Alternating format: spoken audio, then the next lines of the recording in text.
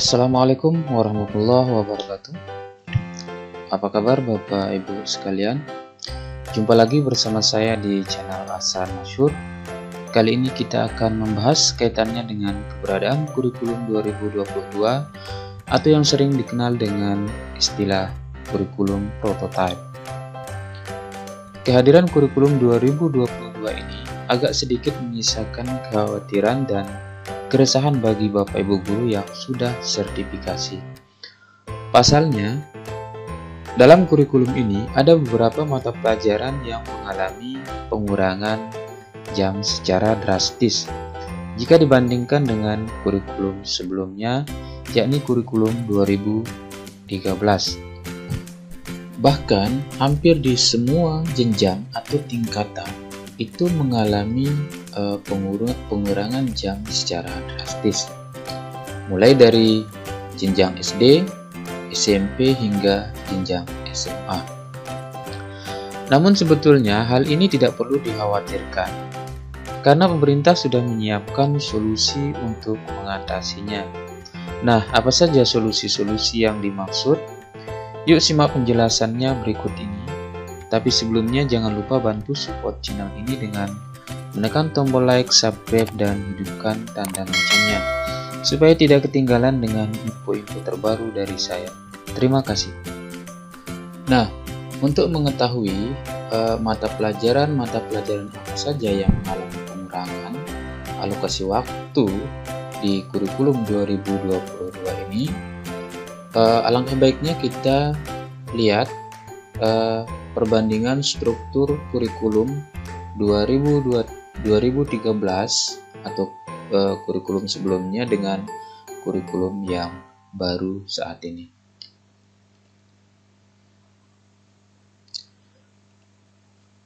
Kita mulai dari struktur kurikulum sekolah dasar atau madrasah ibtidaiyah. Ini adalah struktur kurikulum 2013. Di sini kita bisa melihat alokasi waktu untuk setiap mata pelajaran, mulai dari pendidikan agama dan budi pekerti, pendidikan Pancasila, bahasa Indonesia, matematika, dan seterusnya. Nah, sekarang kita bandingkan dengan kurikulum saat ini.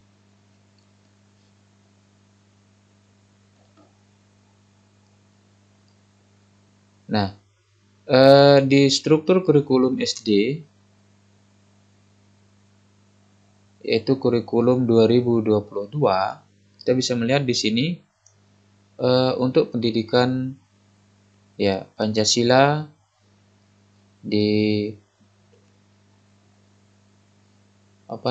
kurikulum 2013 itu alokasi waktunya 5 jam pelajaran, yang sekarang 4 jam pelajaran. Kemudian untuk yang bahasa Indonesia ada 8 jam pelajaran di 2013, kurikulum 2013. Di kurikulum sekarang hanya ada alokasi waktu 6 jam pelajaran per minggu.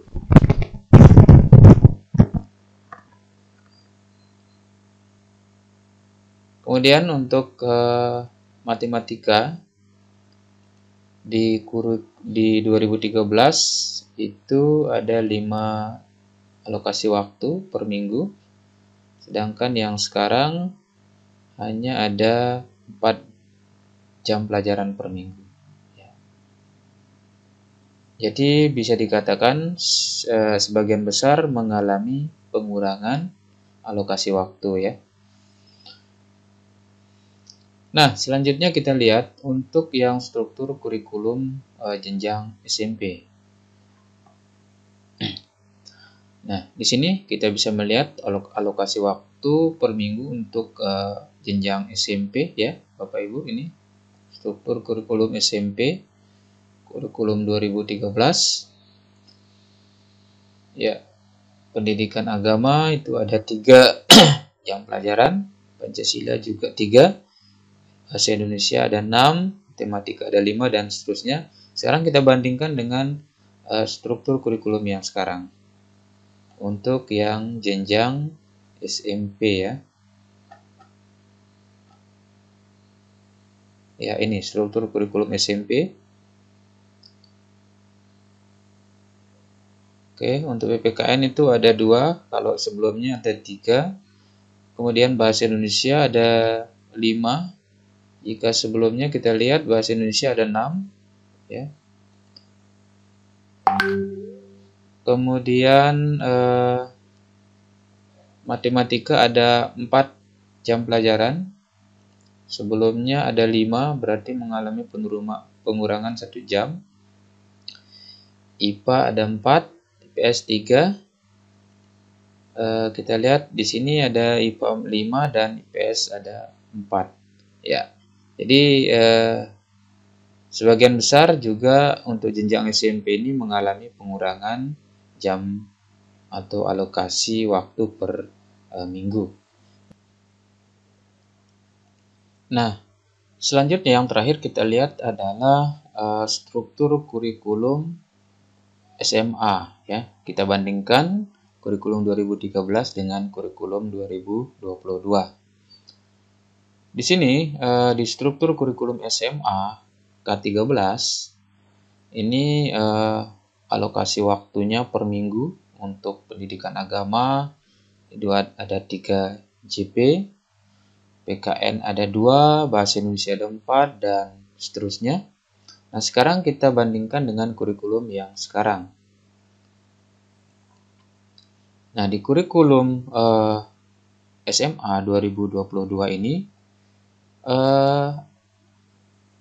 sebagian besar juga mata pelajaran itu mengalami pengurangan jam pelajaran atau alokasi waktu. Ya. Sekarang kita lihat untuk yang PAI, itu di kurikulum yang sekarang itu alokasi waktunya 2 jam pelajaran. Kalau yang kemarin itu ada 3 jam, ya. Kemudian kalau untuk yang PPKN itu sepertinya tetap dia. Yang kemarin 2013 itu ada 2 JP, sekarang juga 2 JP ya per minggu. Kemudian bahasa Indonesia untuk di 2013 itu 4 JP, sekarang ada 3 JP ya. Kemudian matematika itu di 2013 ada 4 JP, 2013 ada 4 JP, yang sekarang ada 3. Nah, kemudian yang mengalami penurunan yang sangat drastis juga di sini adalah di mata pelajaran IPA. Kalau di kurikulum 2013 ya, itu dipisahkan ya antara mata pelajaran rumpun IPA, misalnya biologi, fisika, kimia, itu masing-masing mendapatkan alokasi waktu biasanya antara 3 sampai 4 JP ya, per mapel. Ya, sehingga alokasi waktu maksimalnya untuk yang peminatan itu, misalnya peminatan IPA maupun IPS itu adalah 12 jam pelajaran. Tetapi di kurikulum yang sekarang itu digabungkan dia menjadi mata pelajaran IPA ya, yang terdiri dari fisika, kimia, dan biologi. Itu alokasi waktunya 6 jam pelajaran. Berarti kalau sama-sama dibagi untuk setiap mapel ini, itu akan mendapatkan alokasi waktu sama-sama 2 JP per minggu. Begitu juga dengan yang IPS. Ya. Nah, itulah gambaran mengenai perbandingan struktur kurikulum 2013 dengan kurikulum yang sekarang. Terutama sekali kaitannya dengan mata pelajaran yang mengalami pengurangan alokasi waktu. Nah, lalu bagaimana cara untuk mensiasati, terutama bagi teman-teman yang sudah sertifikasi? Ya, tentunya teman-teman yang sudah sertifikasi, jika terjadi pengurangan jam pelajaran setiap pada berapa mata pelajaran, mapel itu tentunya akan berpengaruh terhadap jumlah jam mengajar mereka. Nah, oleh karena itu pemerintah sudah menyiapkan solusi ya untuk mengantisipasi hal tersebut. Nah, berikut ini adalah langkah-langkah yang dapat diambil ya oleh Bapak Ibu guru yang sudah sertifikasi tetapi mengalami kekurangan jam. Baik itu guru yang di SD, SMP maupun yang di SMA. Nah, hal ini bisa kita lihat di melalui Kepmendikbudristek ya, nomor 371 tahun 2021 tentang program sekolah penggerak di lampiran 3. Di situ kita bisa melihat ya ketentuan bagi Bapak Ibu guru yang mengalami kekurangan jam di sekolah ya. Nah, itu bisa kita lihat di bagian ini, di bagian pemenuhan beban kerja guru pada satuan pendidikan pelaksana program sekolah penggerak atau yang melaksanakan kurikulum 2022. Dalam hal guru tidak dapat memenuhi ketentuan dalam melaksanakan pembelajaran dan pembimbingan paling sedikit 24 jam tatap muka per minggu berdasarkan struktur kurikulum program sekolah penggerak, guru dapat diberikan yang pertama tugas tambahan dan atau tugas tambahan lain yang terkait dengan pendidikan di satuan pendidikan. Ya, kalau yang poin 1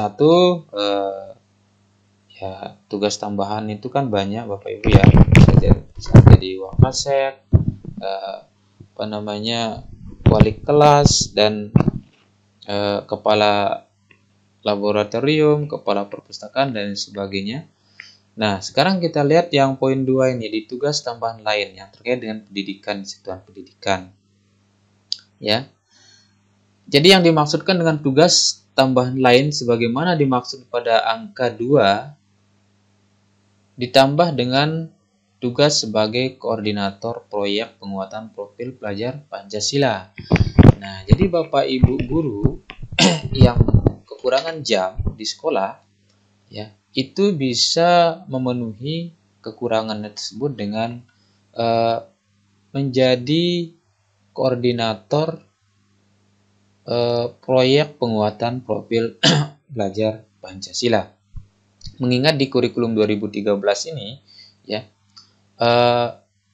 proporsi kegiatan pembelajaran di sekolah itu ya, di samping dalam bentuk kegiatan intrakurikuler, yang porsinya itu mencapai 70%. Nah, untuk yang 30% itu nanti dilaksanakan kegiatan belajar di sekolah itu adalah dalam bentuk kegiatan proyek.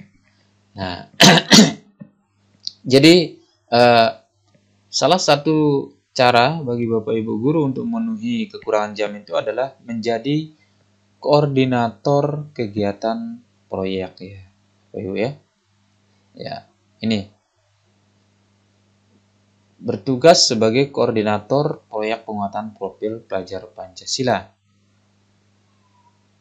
Ya. Nah ini tugas-tugasnya, tugas koordinator proyek penguatan profil pelajar Pancasila, Bapak Ibu ya. Ini. Nah, kemudian nanti tentunya sebagai buktinya Bapak Ibu nanti diminta untuk ini dibuktikan ya, dilampirkan dengan ini surat tugas sebagai koordinator proyek dari kepala sekolah ya, program dan jadwal kegiatan koordinator proyek dan laporan hasil kegiatan koordinator proyek. Ini sebagai bukti pelaksanaan tugas koordinator proyek yang sudah Bapak Ibu jalankan di sekolah ya. Nah, beban kerja tugas tambahan sebagai koordinator proyek penguatan profil pelajar Pancasila dapat diekuivalensikan dengan 2 jam tatap muka per satu rombel setiap tahun untuk pemenuhan jam tatap muka yang sedikit 24 jam tatap muka per minggu. Nah, jadi Bapak Ibu untuk satu rombel itu diekuivalisikan dengan 2 jam tatap muka, ya. Nah, jadi nanti kalau Bapak Ibu misalnya memegang 3 atau 4 rombel, itu sudah bisa jam tatap mukanya itu bisa mencapai 8 jam tatap muka, ya. Nah, itu salah satu cara yang bisa dilakukan bagi Bapak Ibu guru yang mengalami kekurangan jam tatap muka di sekolah untuk memenuhi ketentuan pembayaran sertifikasi, ya. Nah, lalu cara yang kedua Bapak Ibu, ya, yang bisa dilakukan adalah khusus untuk guru MIPA, ya, karena guru MIPA ini mengalami pengurangan jam yang cukup drastis, ya. Salah satu cara yang bisa ditempuh oleh teman-teman yang guru MIPA, misalnya untuk yang di di jenjang SMA, ya. Kebetulan di SMA itu kan untuk yang kelas 10 sekarang itu ada namanya mata pelajaran informatika. Nah, jadi bagi Bapak Ibu guru, ya, yang guru IPA yang kekurangan jam itu nanti bisa mengajar mata pelajaran informatika. Nah, ini sesuai dengan ini Kemendikbud yang terbaru sekarang ini diatur di di poin 3 ini, ya, di sini. Jadi mata pelajaran informatika SMP, SMA kelas 10 dapat diampu oleh guru yang mempunyai kualifikasi akademik sarjana atau sertifikat pendidik bidang keahlian sebagai berikut: ilmu komputer, informatika, teknologi informasi dan komunikasi, ATIK, dan guru MIPA atau sains. Nah, jadi Bapak Ibu guru yang mengampu atau bidangnya itu adalah sertifikat didiknya adalah guru MIPA atau sains, itu boleh mengajar mata pelajaran informatika untuk yang di jenjang SMP dan SMA, ya. Jadi itu solusi atau cara yang kedua, ya Bapak Ibu, ya. Nah, apabila cara 1, cara 2 ternyata masih belum juga dapat memenuhi angka 24 jam tatap muka per minggu bagi Bapak Ibu guru sertifikasi, maka yang terakhir, ya, ketentuan yang terakhir, ya, yang bisa diikuti oleh Bapak Ibu guru itu adalah ini, Bapak Ibu, ya. Kita lihat di bagian ini. Dalam hal masih terdapat guru tidak dapat memenuhi ketentuan paling sedikit 24 jam tatap muka per minggu berdasarkan struktur kurikulum program sekolah penggerak atau struktur kurikulum 2022 ini, maka guru tersebut diakui 24 jam tatap muka per minggu jika pada kurikulum 2013 telah memenuhi paling sedikit 20 jam tatap muka per minggu, ya. Nah, jadi ini, ya Bapak Ibu, solusinya. Jika, ya, cara 1, cara 2 itu ternyata masih belum memenuhi angka 24 jam tatap muka, maka pilihan terakhir adalah ini, ya. Ya, jadi tetap guru itu akan walaupun di kurikulum 2022 ini tidak mencapai 24 jam, tapi ternyata di kurikulum 2013 atau kurikulum sebelumnya jam tatap mukanya mencapai 24 jam, maka guru tersebut akan tetap terhitung 24 jam tatap muka di kurikulum 2022 ini. Nah, jadi itu, ya Bapak Ibu sekalian, pembahasan kita kali ini kaitannya dengan kurikulum 2022 atau yang sering dikenal dengan istilah kurikulum prototype, ya. Mudah-mudahan ini bisa memberikan pencerahan, ya, kepada Bapak Ibu guru terutama ya Bapak Ibu guru sertifikasi yang saat ini mungkin lagi gundah gara-gara ya munculnya kurikulum yang terbaru ini, yang mana banyak jam yang harus hilang, berkurang ya Bapak Ibu. Tapi ternyata pemerintah sudah menyiapkan solusinya. Artinya pemerintah sudah mengantisipasinya. Ya. Mudah-mudahan informasi ini bermanfaat bagi Bapak Ibu sekalian. Terima kasih atas perhatiannya. Assalamualaikum warahmatullahi wabarakatuh.